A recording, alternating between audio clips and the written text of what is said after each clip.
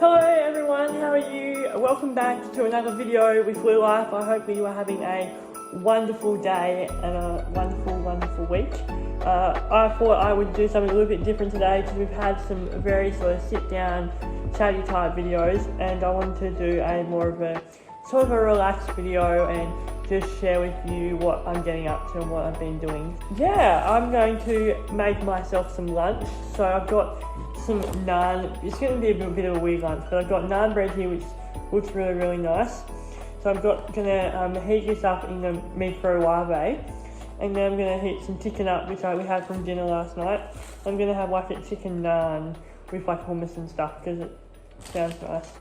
And I wanted something different, and the wraps were not very good, so I want to do that, and I'll just add some salad and stuff in it, and hopefully it'll fill me up at the very least. Whether it's nice and yummy, I don't know, but it'll fill me up, which is the main thing when you're cooking food. What you want to do is be full.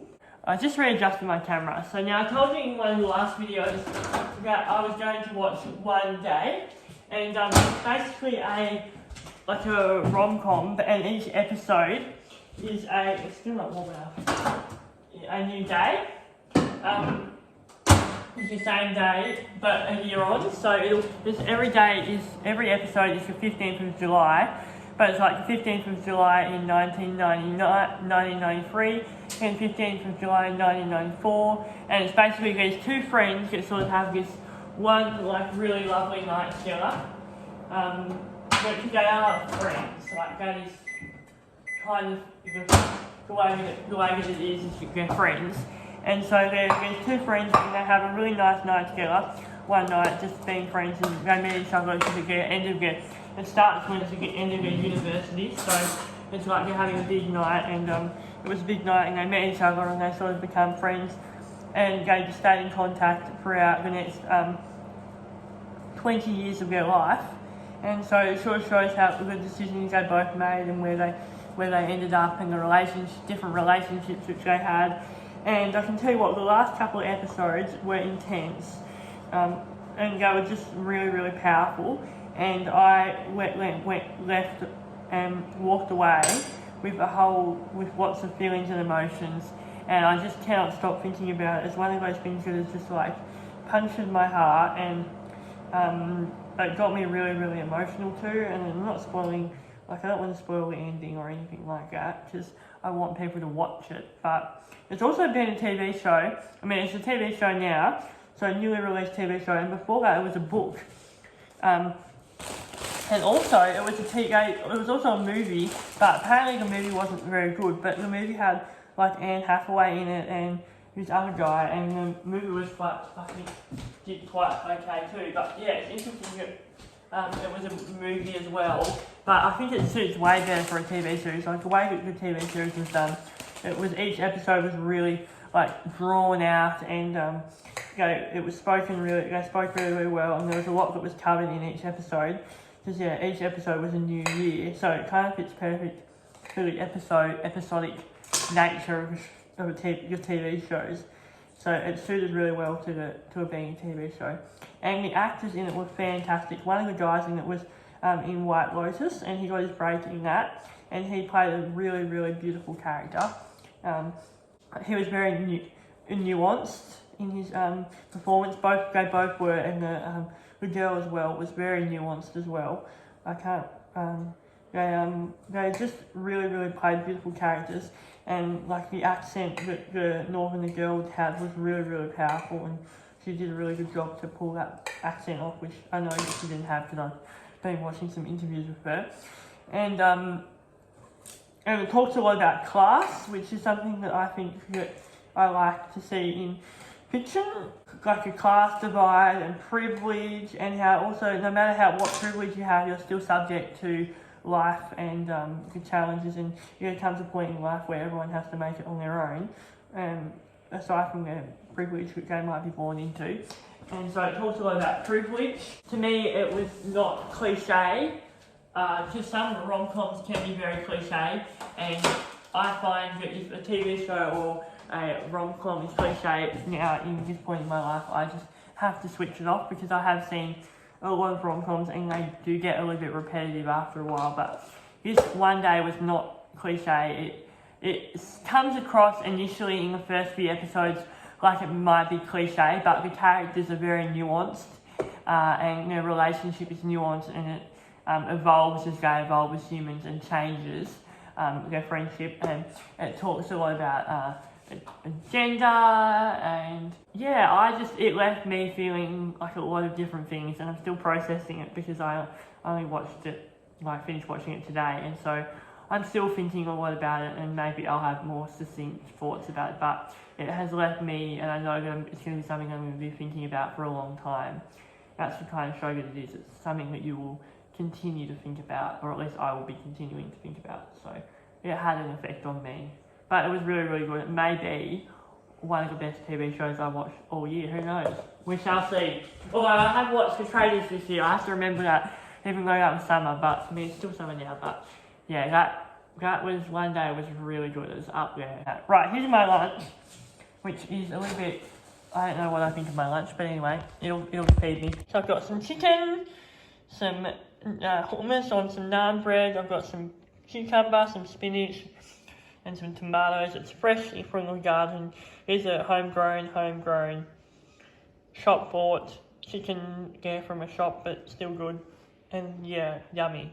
Can't wait to eat it. I have just spent the last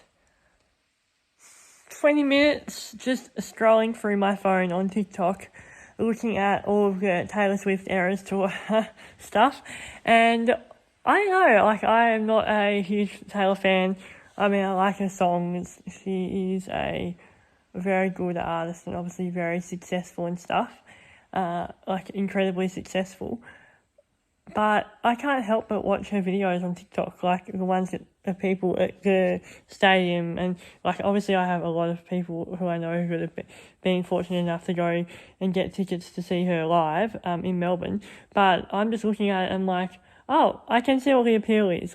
She's actually quite entertaining and captivating, and I can understand why she's very successful. And I'm not mansplaining, I'm just explaining how I see it. I think that she's one thing which I find incredibly interesting is that because of where she is in her career and everything at the moment, she is incredibly successful and incredibly powerful in America in particular. And I think that she has a lot of power over which she can use, and a platform which she can use for political gain. So she could say support Joe Biden in the next election, and that has significant political ramifications, for America, because she decided to put her name out there for Joe Biden. So she could have quite a big sway in politics in America in the upcoming election happening, I think at the end of this year or whenever it's happening. But that's really, really interesting to know, because we are about to enter election season in America, and so it's quite fascinating to see her and see what will happen there, because I reckon she will probably align herself with a political party because she has the power to do that, and she also has the power to sway people with her opinions and stuff, and she's got a legion of followers. Even if she said vote in the next election, that would increase the amount of people that vote in the US election 100%. And so yeah, but her art is fantastic, and obviously she laces it with lots of hidden meanings and hidden messages and little things, and little hints and stuff for different things. And so that's something quite interesting, is to see someone who really cares about what she creates. And I like that in artists, is that she cares, and she works incredibly hard to get where she is today. She's gone on a grueling world tour and releasing albums and re-releasing albums. She works hard, and she is very successful because of the amount of hard work and effort that she's put in to create her art, and she's done a bloody good job with it too. She's just a big effort to do what she did. So yeah, I just wanted to jump in there and say that about Taylor Swift, because everyone's talking about her. Everyone is talking about her because she's been in Australia, and that has been interesting for me to see, is the amount of people which have been talking about her, and particularly with her boyfriend, Travis Scott, because he won the Super Bowl and was in a Super Bowl.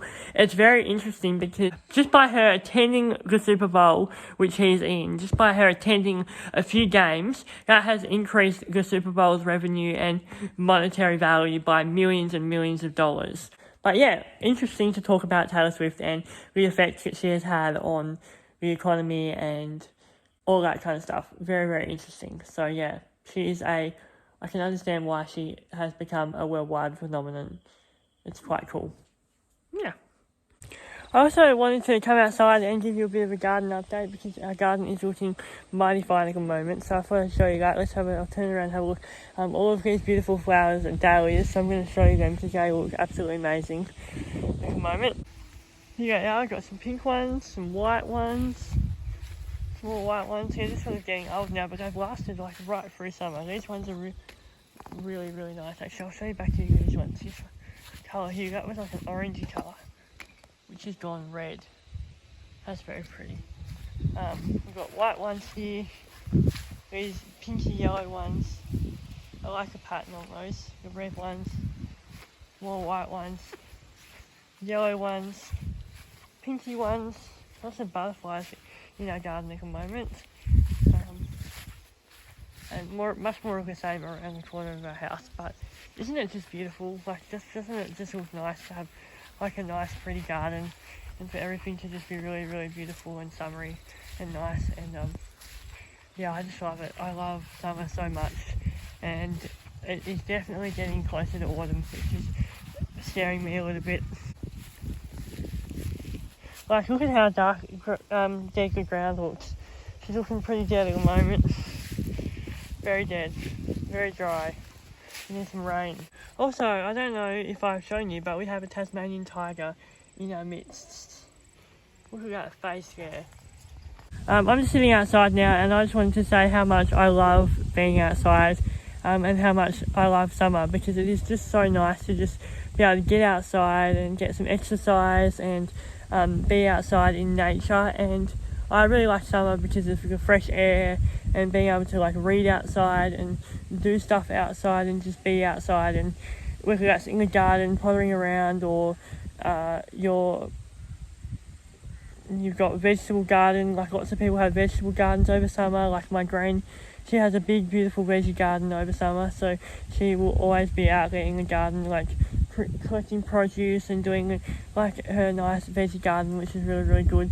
And it's just good to be outside, and vitamin D is so good for the body and the mind, and your skin feels healthy when you're being outside, and your body feels like good, and it's just a really nice feeling after being outside for a period of time. You just feel refreshed and awake and alive and invigorated, and that's something that I like about being outside, is feeling all those things.